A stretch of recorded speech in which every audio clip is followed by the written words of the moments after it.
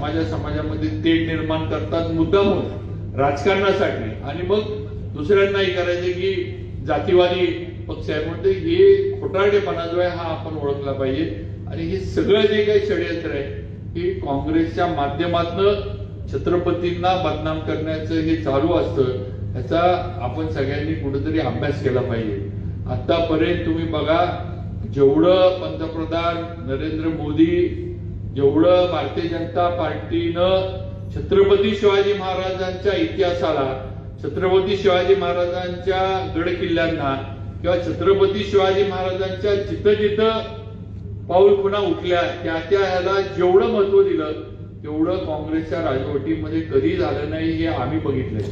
आम्ही सुद्धा काँग्रेसमध्ये होतो, माझे वडील सुद्धा काँग्रेसमध्ये होते, महाराज मंत्री होते, नाना इथं बसलेत, नानांनी त्यावेळेला जिल्ह्यातल्या, पण कधीही काँग्रेसनं छत्रपती शिवाजी महाराज आणि संभाजी महाराज यांच्या कार्याला, कामाला जेवढी ताकद, जेवढं महत्व, जेवढं त्याला लोकांपुढे आणायला पाहिजे होतं तेवढं आणलं नाही.